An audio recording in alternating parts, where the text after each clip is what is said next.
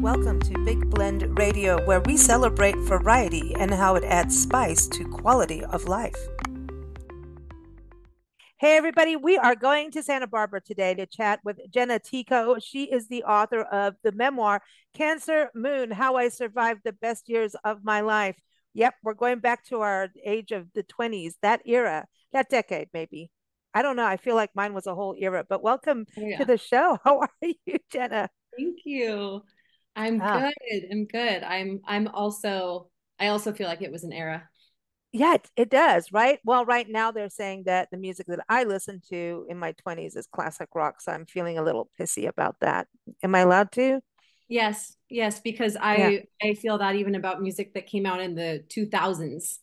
People are like, "Oh, it's Yeah. so vintage." I'm like, "This is Usher." Dude, dude, like, no. Well, listen, let's talk about the cover of your book. You've got, Yeah. and having like, the boom box. Come on. I want the boom box again. Don't you?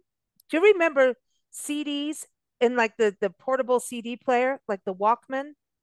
Oh yeah. I actually still listen to CDs in my car. I do too, and I won't get rid of my car for that reason. You Because know, the they radio sucks now. Radio was better when I was in my 20s. I believe that. I Mm, believe that. Yeah, the boombox yeah. had a little yellow portable. It played actually only tape. It didn't have CD, but I took that thing everywhere. I said that it was waterproof. It was not waterproof. I got it from Radio Shack, Oh, and remember Radio Shacks? that was There's my a, yeah, I loved Radio Shack. yeah. R.I.P.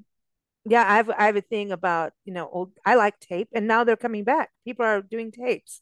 And Yeah, just because now we're sound gonna, quality so well, much I better. used to stitch them together. I used to do surgery on them. You'd freeze them because they'd stretch and they'd take them out the freezer. You had to wait, then you'd snippy tape. Did you ever make a mixtape for someone where? So I had a little Casio that recorded on tape, and I would Yep, play something on a CD, record it, and then stop yep, it, and then start a new track to yep. make tapes for people and for Well, I my. used to record it off the radio. Oh my God. And Yes. so I'd get so mad when the DJs would talk over the music. I'm like, shut up. Give me the You end of just the talked over song. the best part of it. Like, dude. I So, very yeah. much for that. So, what is it about the 20s that you decided I'm going to write a memoir? Well, I'm in my 30s, so I couldn't very well write one about any other decade other than my teens, I suppose. But what stood out to me about the 20s was the fact that everyone built them up to be this incredible era, which they were in a sense. But I spent so much of that time feeling disappointed that I wasn't having a better time or feeling more like I was coming into myself. I really felt like they were fun, but also challenging and a huge roller coaster, and that I needed to be able to process what I had been told versus what I actually experienced in a way that ideally would be normalizing for somebody who felt the same way. Like, is this really as good as it gets? And I want to be like, no, it gets better and better. I think there's a keeping up appearances thing. I remember in my 20s we had a band and everything, and then I was dating the bass player, and then that was on and off, and best friends with happy friends, let's put it that way. And remember when we broke up, I'm like, so I'm really just enjoying the fact that I can be home Mhm. and just watch whatever I want. And like, I was just really enjoying that. But then I felt this intense pressure that I should be out and seen having a good time and all that kind of weird. That Yeah, was that weird anxiety that came with that time frame. It's like, it was like high school enlarged and blown totally. up out of proportion. Right. I mean, the high school, there's so much focus on high school too in American culture with the brat pack and everything. I feel like that was the era that just preceded mine. And then when I was coming of age, there really was so much and is so much attention on the 20s because wide, mainstream American culture is very into like these years of excitement and able-bodiedness and risk and youth. And um, there's a lot of amazing things about that, but it's not all there is. And Yeah. yeah, It's it's a time to also just figure yourself out. So you're going to stumble, you're going to fall. You also think you can be, the best on the planet, that you know things. So you are still teenagers Exactly. in your Brain is 20s. not developed. Like half midway through, it starts to get a little better. But honestly, I look at the choices I made and I'm like, damn, that Mm. was unhinged. Why did you do that? But I also wanted to have compassion for the fact that I needed to learn. So, Oh, yeah. I've had some unhinged move. Oh, yes. Unhinged is a great word. I love that word. It is because we've all been, well, if you haven't, then you're not really truly going for it, right? Mm, And unhinged comes with all kinds of emotional, oh, yes. All the ew. there's unhinged moments and we don't like to look back at them, but then you do. So writing it down, that's got to be interesting. Did you go like, damn, like what the hell? Yeah, it's a miracle I made it through that one. No, it's what's interesting about this book is that a good number of the pieces were written in my 20s and I kept Hmm. them Yeah, relatively, you're like yeah, always writing. intact. Um, and that felt important to me because there was a quality to those pieces that I couldn't have recreated now, even if I tried, Mm, because it was so raw and it did feel so real to me as it was unfolding.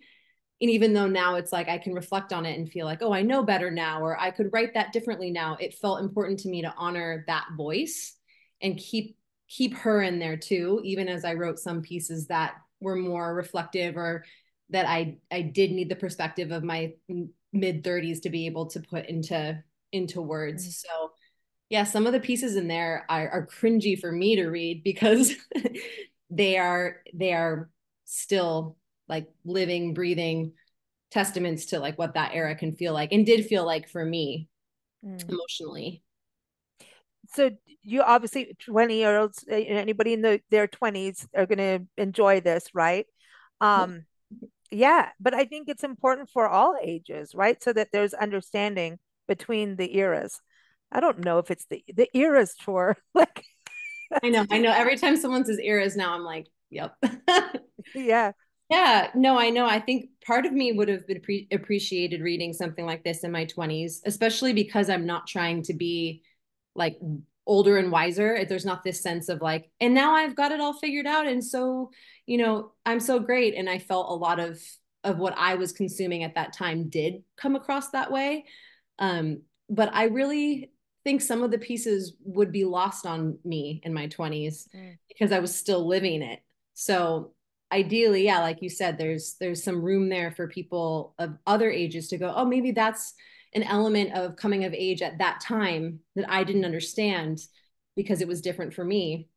In the same mm, way that I'm sure it'll be for me to read a book by someone who's Gen Z or Gen Alpha, that is ideally like eye-opening and builds empathy because I'm like, oh, that mm. was different. It's different than what I. Yeah, I mean, when I was graduating high school, people were getting married and having kids, and I Okay. was like, "Heck no, that's not happening on my side. I'm out. I'm just I'm out. Not doing it." And so, and then yeah, it got a little unhinged, but I was working and more career minded. But at the same time, there was this inside like, I'm free. Let's go crazy. you Mhm. know, so there was all these balances. And of course, you have the energy to do whatever you want. You could go to bed at 3 in the morning and be ready for work by 6 and be fine. I don't Right. know how that happened. I really that's being a so I'm a parent now and I'm pregnant with my second Ooh, and I'm like, how does anyone have energy for anything? anything. Yeah. Literally anything. But yeah, it's yeah, leave it at Well, that. congratulations on your next one. Yeah. Thank I mean, parenthood is a thing. And I think it's interesting when you go in your 20s because it's all mixed. And I had a really varied decade of them moving to different countries and all kinds of stuff. And it was and rebuilding my life in professionally and all kinds of things. And you. then at the same time, out of nowhere, like crazy, the unhinged would come out and Yes. say, yes, you're working really hard, but let's just put as much of how much you work. Let's go completely is that a 20s thing? Yeah, I think more is more is a 20s thing. Mm, Like more work, more play. Like it's very, we're yeah, pigs. big. We're pigging out on everything because now we're free. Yeah. Yeah, and I think what was something that I was reflecting on in this was, I turned 20 in 2010, and there was definitely this sense of just, oh, in this decade, it is about exploration and it is about finding yourself. But we also were the very first guinea pigs for online dating. Like, well, in terms of the Oh era of yeah, you grew up with the internet. Yeah, because we didn't have any of that. no, and I think there We had did been, get MTV later. oh yeah, I see, I still had MTV. I love MTV. But I want it the back. there was older versions of it that were more for, we like grown-ups, like okay Cupid. But then Tinder came out and there was suddenly this like, oh, not only it felt like this should, like, because you have every option now, you have to take every option.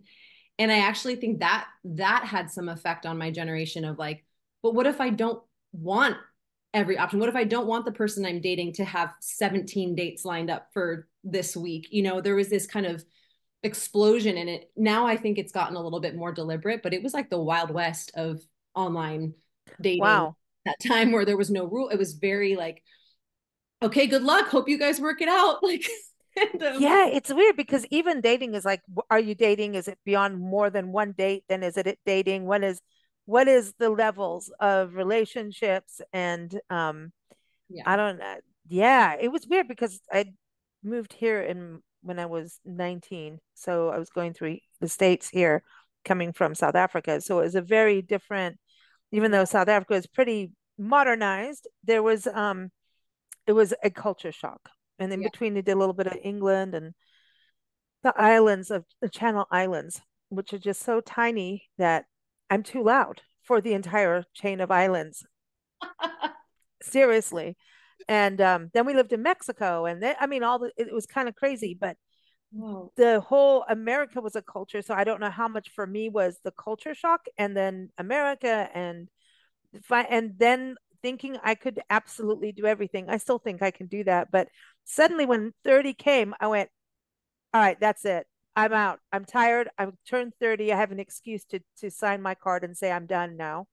And I Yeah, really kind of just my birthday present to me was to just let it all go.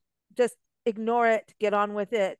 I was getting that way in my 26, 27, really adultifying. And I yeah, was doing all that because of business and owning a business and all kind. I mean, we were doing this yeah. then, and well, not podcasting because Google wasn't even around when we started. So that's kind of weird. I mean, you missed the whole, Y2K thing, and Oh, no, I mean, that was wild. I was secretly hoping Y2K happened.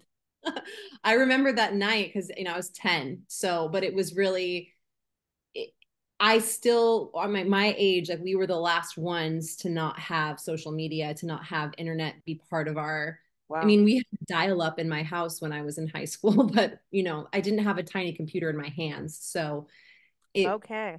it was definitely different than it was just immediately after. For those of us born in like the late 80s and early 90s, we were kind of the last guard, but we were also, again, like we were the test pilot, we were the guinea You're in the pigs. middle. You're in the middle zone. Yeah. They tested everything on us. They're like, what are they most going to be susceptible to? Let's build that. And now we're like, click, click, click, click, click, because it seems it kind of fits right in with all of our, many of our shared cultural moments or insecurities or desires or kind of identities. And I'm very curious to see how it continues to shift and if the generations that are coming of age now can, take a more empowered stance with it. But it's changing by the second. So jury's out. We'll see. But I feel hope, Oh, you know. yeah. Well, what led you to say, "Hey, I'm going to do this as a book and put this all in there?" Because I think it makes you think back and makes you kind of ponder your growth in life at Yeah. this age. Because I'm about to hit by the time this airs on the moon, September 17th, on the publishing day, you've got a big moon going Yeah. on. Yeah. So I think we're all going to beam up, maybe. But Maybe. but by that time, I'm going to be like really reflecting back, going, "Holy cow, what just Yeah. happened?" Yeah. So Are you having a birthday? a big one. So What by day? the time this airs, I will have that halfway mark of like you could die anytime. It's What coming. day is your birthday? The 31st of August. Yeah. Oh, coming So right I'm up. a Virgo. Mine's the 13th of September. So Oh, wow. right there. Oh, yeah. Don't mess with us. No. No, no, no. Mm-mm. We will take an organized, measured approach to destroying you. Yeah. You've got it down because I know you're into astrology. So I mean, it's kind of, well, to me, the reflective part in thinking back in your 20s and having all those is prompts. Like you're giving people prompts of insight and like it's Mhm. okay to have all these different feelings that we have, insecurities, overwhelm, power, all we have them all, right? All these different emotions. Yeah. But so you're giving us that license to look back and to see where we are now and it, do we Mhm. still have those insecurities? Oh yeah, they're there, but Oh, how there much they are are. they? There Oh, they there are. it is. Shows up in a Yep. different package, but it's the same lesson. Oh, there it is. Oh yeah. Oop, there it is. There it is. Yep. I guess I wasn't quite done with that one. No, But I yeah, what led you to say I'm going to put it in a book, like a memoir? really what I had these several of these pieces sitting and just sort of waiting that I'd written and wasn't sure what I wanted to do with, but wondered if there was a through line. As I started to exit my 20s and reflect on what did define it in some ways for me. And one of those through lines was having really, really big feelings, really strong, emotionally led person, and kind of being at war with that until I wasn't anymore.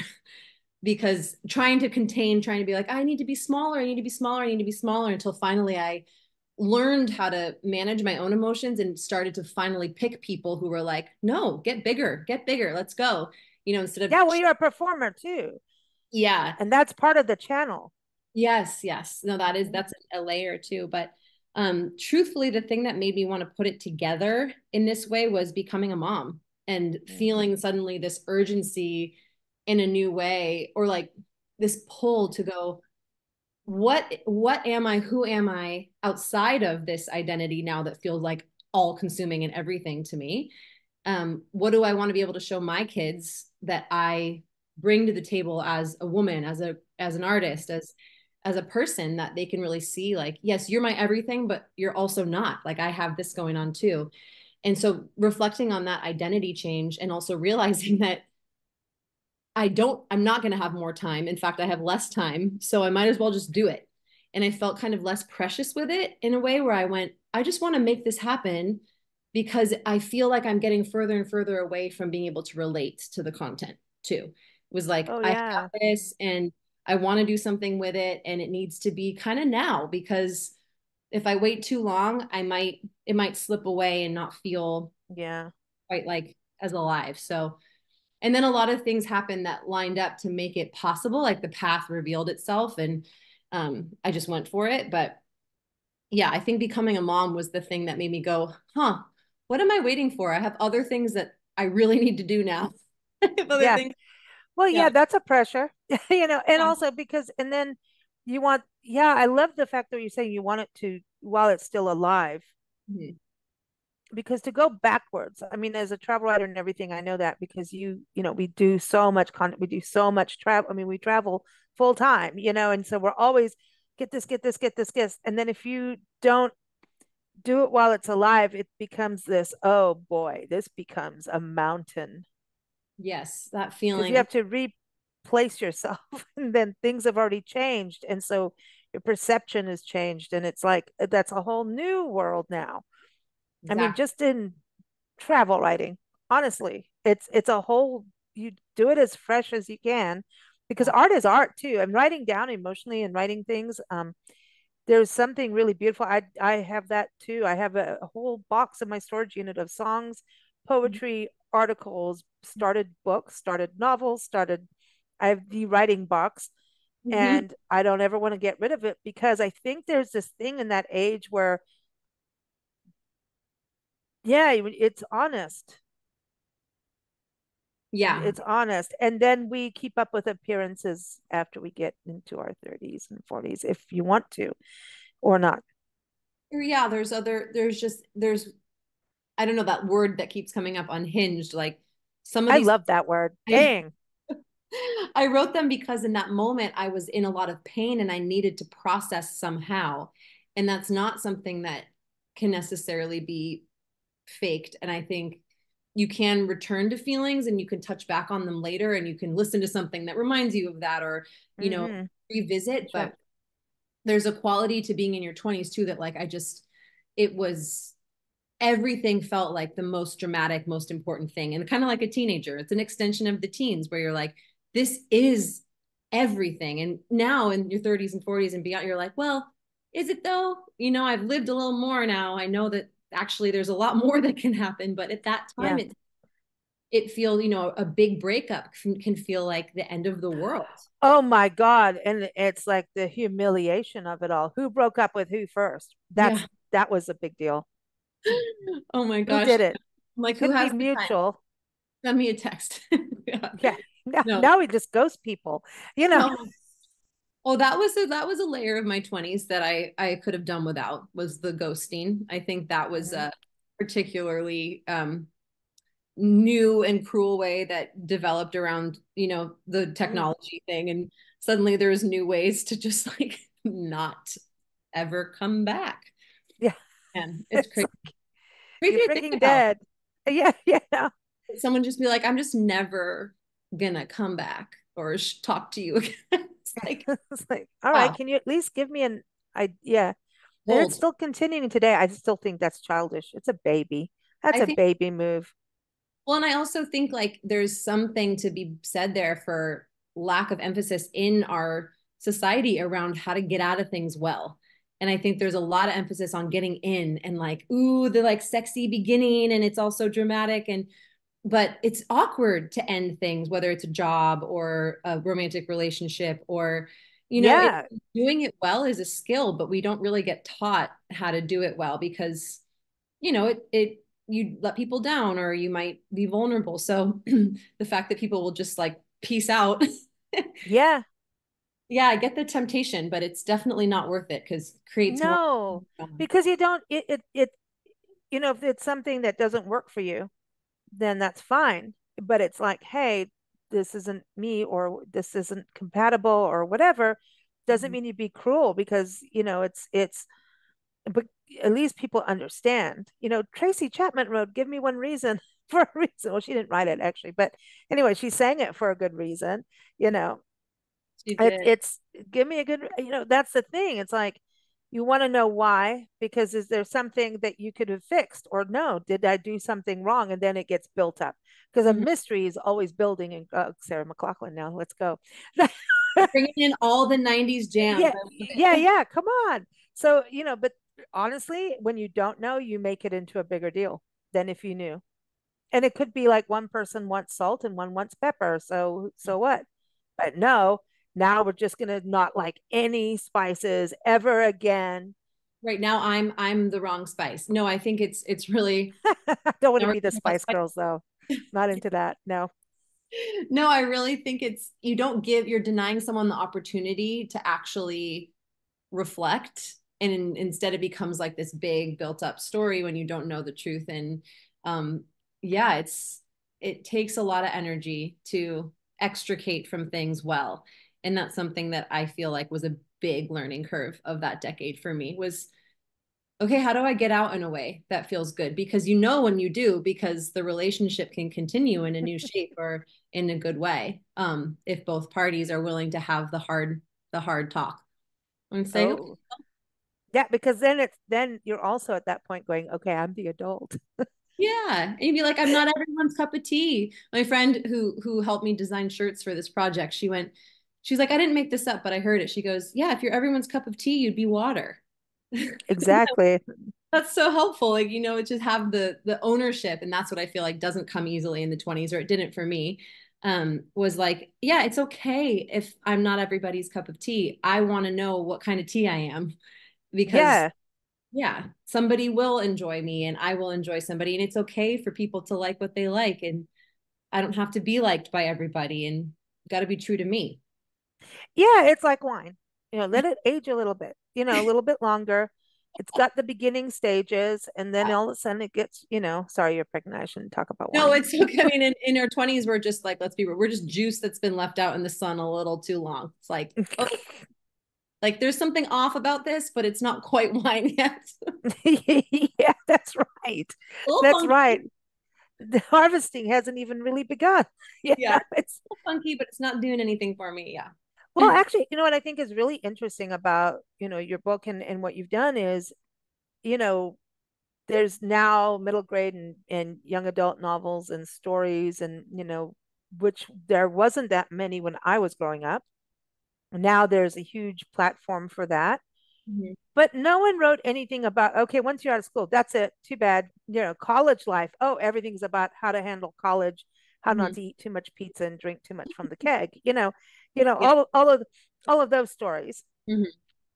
Everything's college, college. And what if you didn't go to college? Are Right. you a failure? No. You can change and do whatever you want.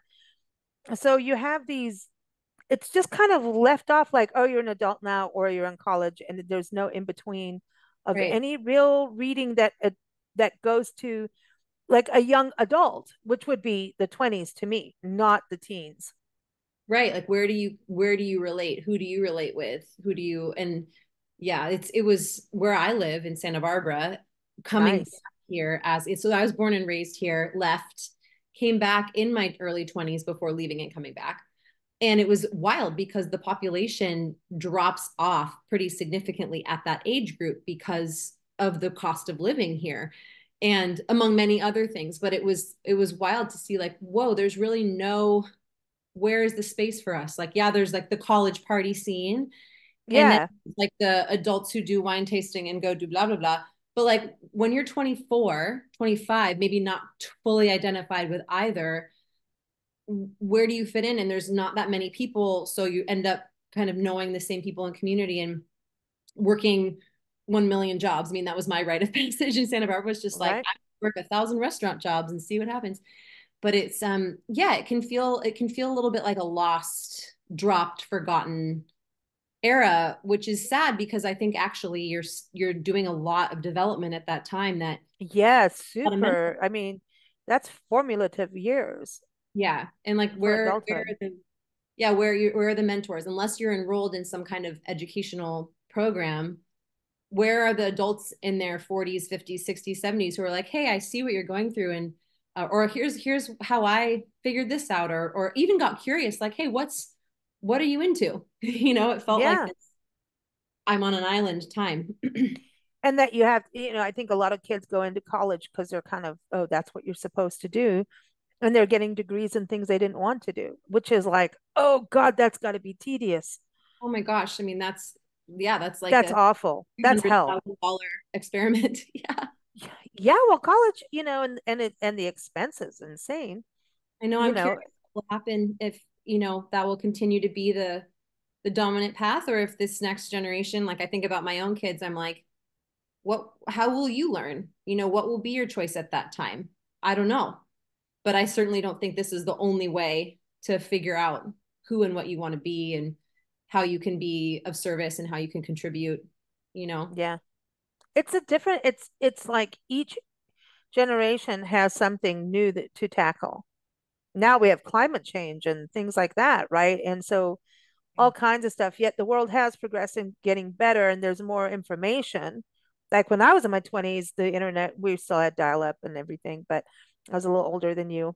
And obviously, but it was still like, what the heck, man? There was nobody, my mom was always like, yeah, well, this is what we did, but she also grew up fast, and I had to as well. We both grew up fast and had too much of like, you have too much survival at Hmm. a time to really Yeah. kind of, you know, have time to identify. But like I said, then you have these moments where you can't always be in that mode, no matter what it is. You can't stay in one mode all the time. Hmm. And that's where the unhinged would go. Let's jump off the pier in Oceanside, shall we? At Sure. midnight, there's a full moon. What could go wrong with that? What do you mean Oh. there's a policeman coming? I don't know what you're talking about. You Oh my. know, See, I was things never like that. really. Just kind of like you wanted to go backwards almost. You already Yeah. went in your 20s and you've taken on responsibility, but there's this pull Yeah. going, wait, I'm Yeah, not there's quite like ready. in your pull, yeah, and having responsibilities, and again, like it is a privilege to even have the option to be experimenting, right? Because some of us and some people in their 20s are Yeah. already like you said, like holding down responsibilities or needing to grow up in a way that doesn't allow for that kind of experimentation and Oh, I maybe did it though. later. But see, like that's the I thing. So mine was somewhat of an in-between path. And like in yeah. my 20s, I did end up becoming a caretaker for my father who was sick at the time. And he's fine now, but it was this that was a huge element of my 20s that was something I was going through that people around me mostly hadn't faced yet because their parents hadn't gone through any, Hmm. they hadn't yet had that role reversal. And so the kinds of responsibilities we get tasked with are unique person to person, but it is interesting that there can be this inner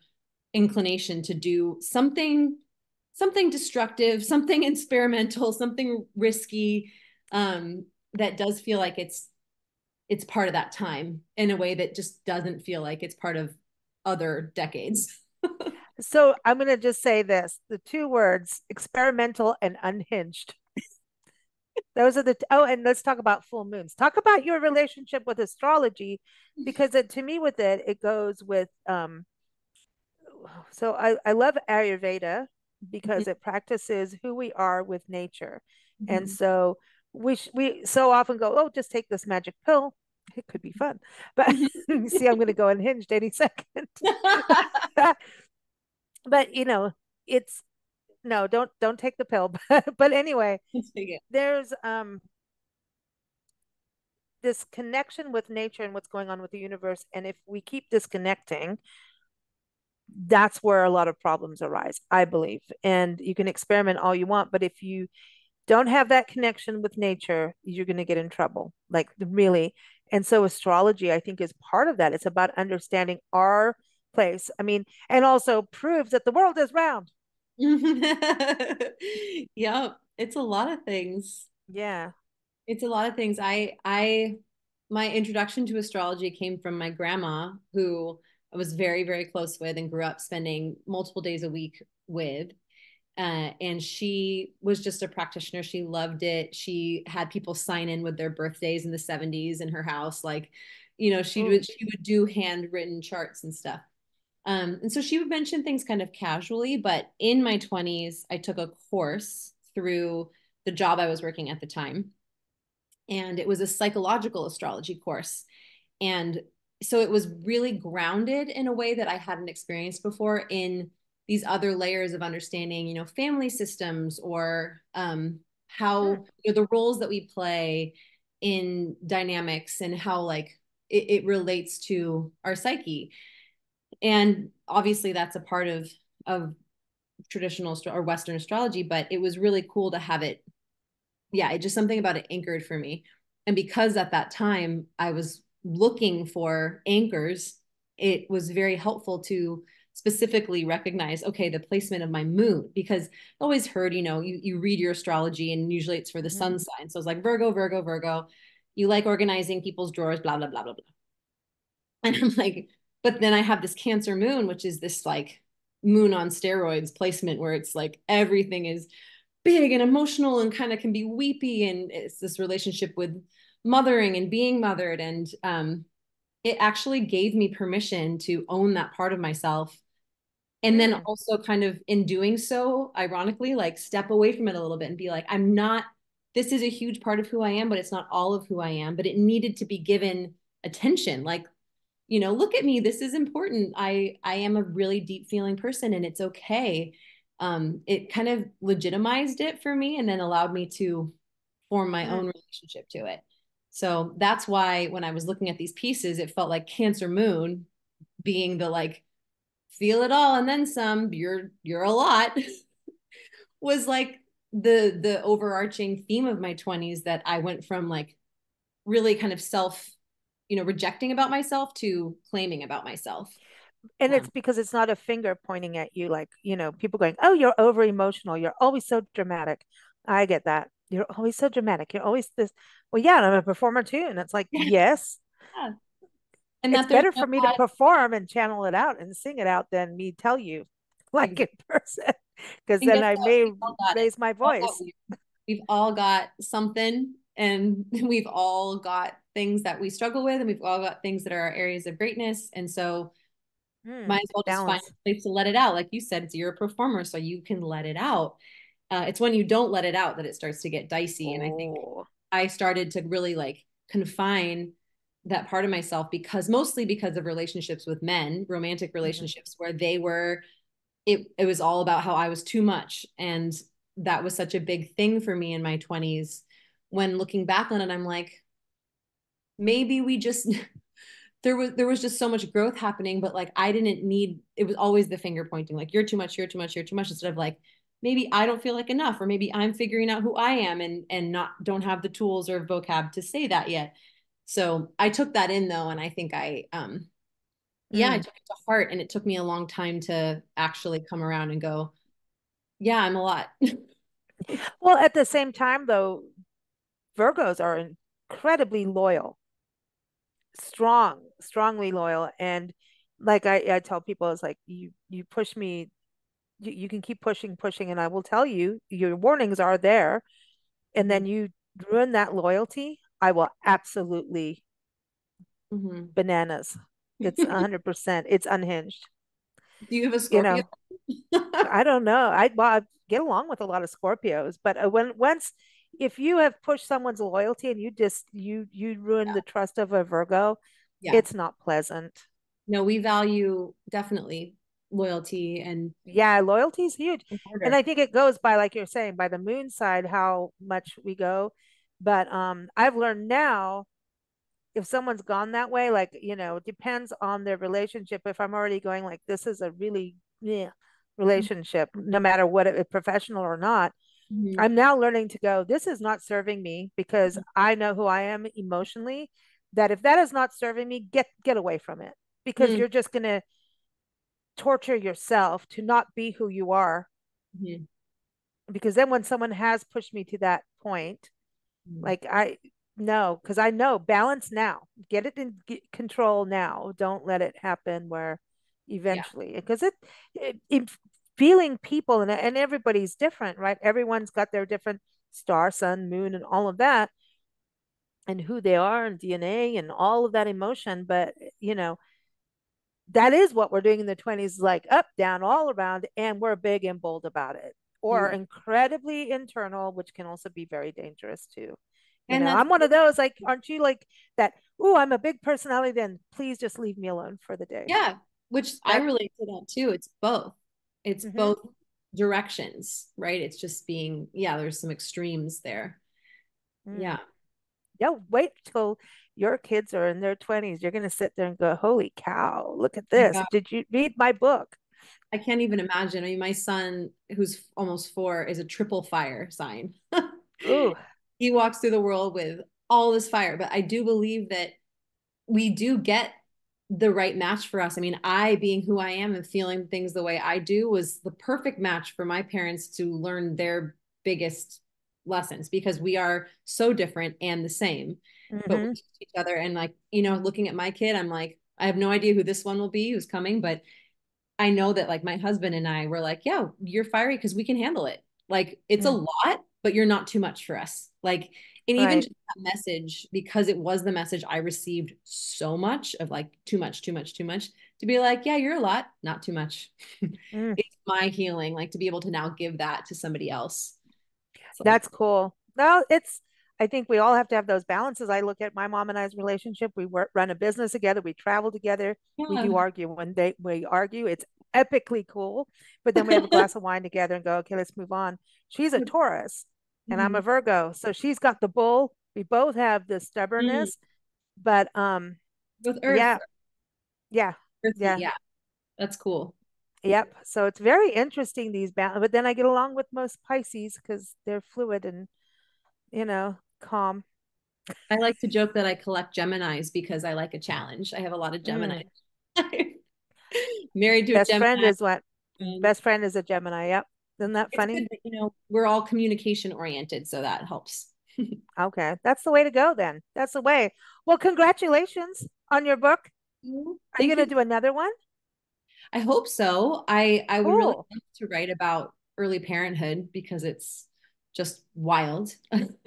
um, and to create the space for that to happen. Yeah, I love that. And people got to go to your website. It's fun. Go to Jenna Tico. It's Tico. Did I pronounce your last name correctly even? Yes, yes. Because I just know the song Tico Tico, Yeah, kind of you like, do? Oh my gosh. yeah, Not a sure, lot of sure, people know sure. that one. Yeah. Now I'm going to have it in my head all day long. Thanks so much. So, everyone, again, it's called Cancer Moon: How I Survived the Best Years of My Life, again, by Jenna Tico. It is out now. It's her publishing day today. So, enjoy the moon. It's a big moon. All It things are going to be good. is. Take care, Jenna. Thank you. Thank you. Thank you for listening to Big Blend Radio. Keep up with our shows at bigblendradio.com.